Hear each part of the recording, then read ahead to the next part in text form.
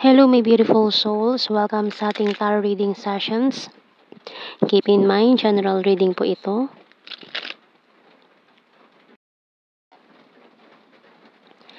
Maring mag-resonate, maring hindi. Kunin nyo na lang po kung para sa inyo and leave the rest. Maring mag-shift na energies or magkabaliktad ang sitwasyon. Kaya kayo na pong bahala kung saan kayo nakalugar sa reading natin. So, let's see.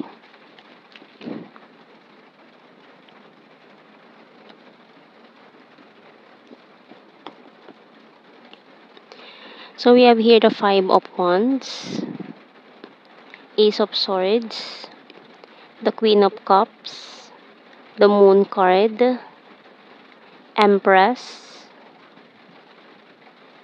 Justice, Hermit, and the Three of Wands. Bottom card natin, Knight of Cups. Okay. So, itong taong ito, may malakas tayong mga signs dito ng Libra and Pisces, and also Virgo. So, itong taong to is nasa malayo siyang lugar ngayon. So, this person is thinking of you. So, gusto kanyang kausapin ngayon, pero may mga conflicts or may mga humahadlang or mga ayaw. Or, siguro hindi pa siya ready to have this conversation kasi iniisip pa rin niya yung mga conflicts niyong dalawa. Marami kasing conflicts and isa na rito yung long distance. Gusto kanyang kausapin pero hindi niya alam kung paano sisimulan. Hindi niya alam kung anong sasabihin niya sa'yo. Parang may nagtutulak sa kanyang kausapin ka pero anong sasabihin ko? Ganon. So parang hindi naman niya alam yung sasabihin niya. Alam mo yung gusto lang niya marinig yung boses mo pero hindi naman niya alam kung papaano o hindi niya alam kung anong sasabihin, mga ganun. So, tingnan natin. Tingnan natin signs and symbol cards kasi hindi niya mapagtagpi-tagpi yung mga sasabihin niya. Hindi niya alam kung papaano sisimulan tong conversation na to para siyang, alam mo yun, nagbubuhol-buhol yung mga messages sa kanyang dila. Baka mabulol lang siya, ganun, hindi niya alam paano sasabihin. So, we have the key, lighthouse, lantern, waterfalls, compass, and fish. Bottom card natin, camera. So, tinitingnan lang niya yung mga pictures mo sa social media or pati sa cellphone niya. May mga nakatabi pang pictures mo sa kanyang device. So, tingnan natin message ng archangels. So, dalawa tong tatlo.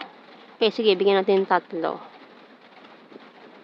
So, we have here, Chakra Clearing by Archangel Metatron.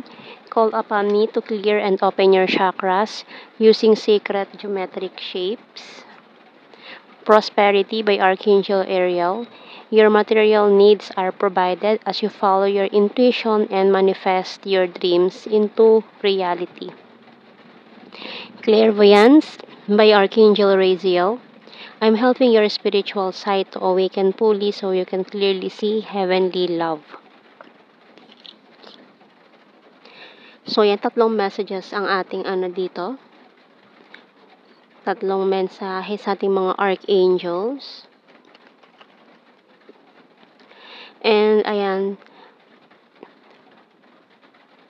meron din magandang balita kasi darating sa'yo. Ayan, with this prosperity card, para makakahuli ka ng big fish dito. Malaking opportunity na naghihintay sa'yo. Marin this month. Ngayong February. I want commitment. You're so sweet and caring, crying over you, feeling lost. So, ayan. So, itong taong ito na maaring hindi niya rin ginusto na long distance kayo or malayo kayo sa isa't isa. Maaring umiwas siya sa'yo dahil doon. I hate my pride and ego. So, ito pa yung isa sa mga humahad lang, kaya hindi siya makapag-communicate sa'yo, kahit gustong-gusto niya. I love your humor. I regret rejecting you. I'll start to save money. You complete me. Bottom card, talking to you telepathically. So, yun lang yung kaya niyang gawin. Sending messages telepathically. Maring nare-receive mo to through your dreams or sa mga signs and symbols, mga synchronicities na nakikita mo. So, tingnan natin more messages. You were the best thing in my life. I know that I crossed the line with you. Finding out the truth crushed me. I want to feel that way again. Bottom card, just being near you is intoxicating. So, ayan, sige, okay na yan. Kuha tayo ng initials. So, may mga secrets din kasi na nabulgar with the moon card na medyo naging awkward for the both of you. So, nung nalaman nyo yung katotohanan, maaring ikaw nalaman mo yung totoo, parang nag-iwasan na lang kayo or parang may nag-confess, may nabulgar na feelings, and then may umiwas kasi hindi sila ready or hindi nila ina-expect yung pag-express ng feeling or confessions. Letter N. Pero kasi with this compass and lighthouse natin dito, hindi siya makatulog eh. Ayan. Parang nagsisisi din tong taong to na hindi niya sinabi lahat yung gusto niyang sabihin sa'yo noon. So, kaya with this waterfalls, nag-uumapaw yung emotions pero pinigilan niya. Pinigilan niya tong emotions na to.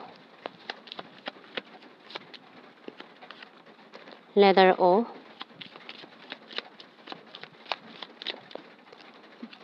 QR. J. L. K. W. X. S. And bottom card natin F. Tingnan natin sa blue card, we have here acceptance, guilty and regret. So itong dalawang anong ito ay talaga naman, ito yung dahilan kung bakit hindi maganda yung kanyang estado ngayon, lalo na mentally. Kasi this person is para sinisisi niya yung sarili niya kung bakit humantong sa ganun. Bakit hindi nag-work out? Kahit pwede naman sana. Pwede naman gawan sana ng paraan. Pero mas pinili niyang bumitaw.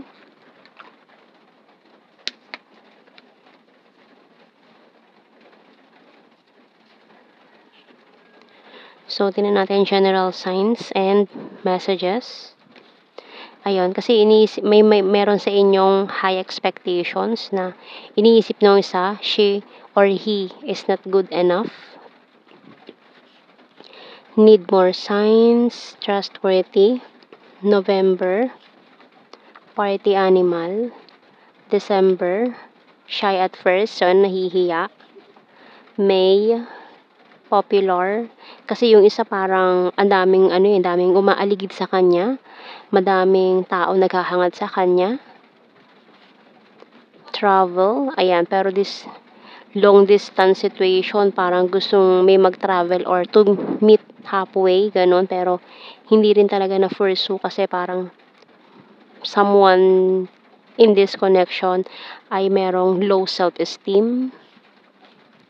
April, dimple, very lucky, sexy body, number 1, selfie-holic, food lover, pero talaga yung mga pictures, tinitingnan pa rin.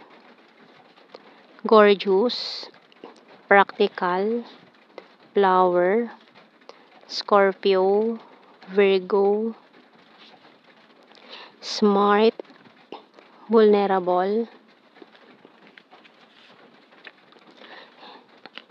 Libra, August, beautiful, number 3, cute and chubby, soon, number 2, and soulmate.